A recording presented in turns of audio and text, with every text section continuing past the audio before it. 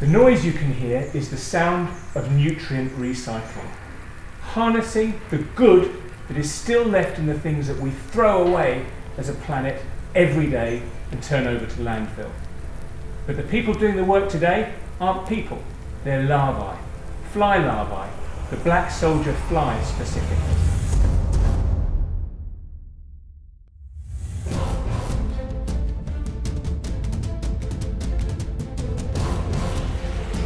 The black soldier fly only lives for 4 days, and it's not interested in eating, it's not interested in drinking. That's why it doesn't come and annoy us in our homes like the housefly.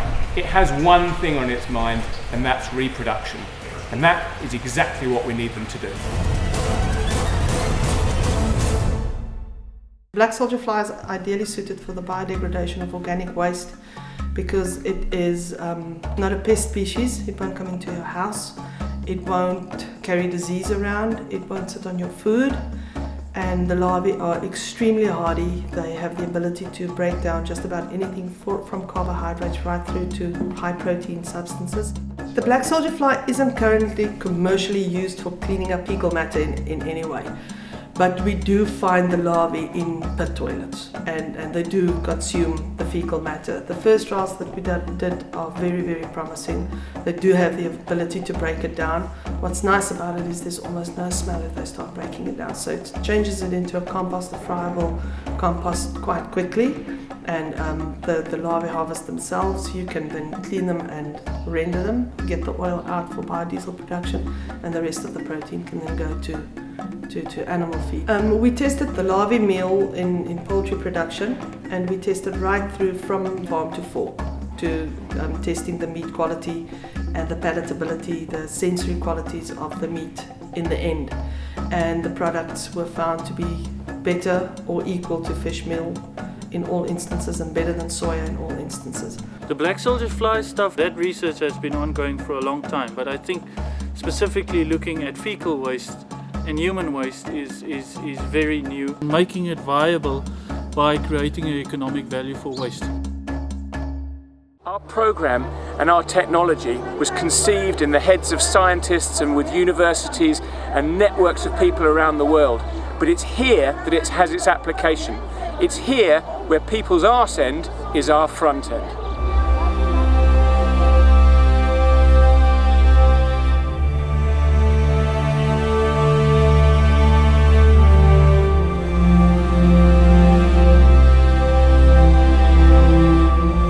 When you've got no sports hall, no community centre, a toilet building like this can become the heart and soul of a community.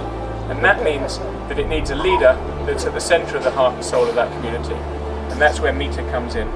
Mita, what do you understand by sanitation and the role that that has on people's health? Yeah, this toilet does make a big difference into this community because for a lot of years, about 30 years, we have never had toilets in this community.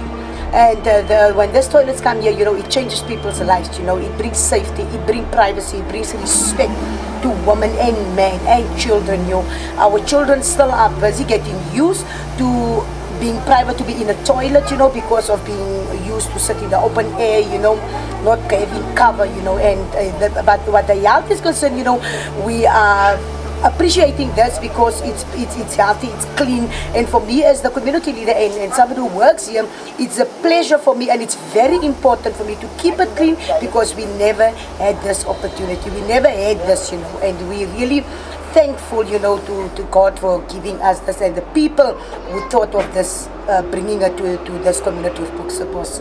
If you take Puxabos for example, that unit we could build potentially one for $15,000.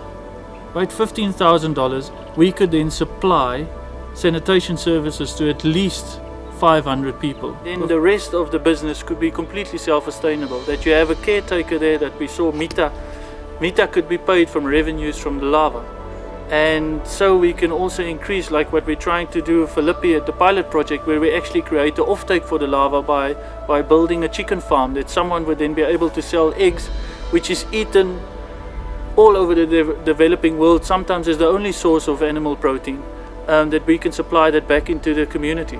And I think that's what makes BioCycle interesting and what what we're very passionate about is to actually develop the technology with the community, and to see how the one feeds into the other, so that it really does at least provide people with more modern sanitation. The BioCycle, powered by the University of Stellenbosch and AgriProtein, with great assistance from people like the Bill and Melinda Gates Foundation, have been able to be the bridge, the opportunity to take donor money and deliver real solutions that could revolutionise microagriculture in Africa and beyond. But there's another stage, and for that we need to go and spark entrepreneurial businesses across these poor territories. We need your help. Let us be the magnifying glass. Let us be the bridge from your donor dollars to the man on the street. Let us deliver the revolution that we need in nutrient recycling.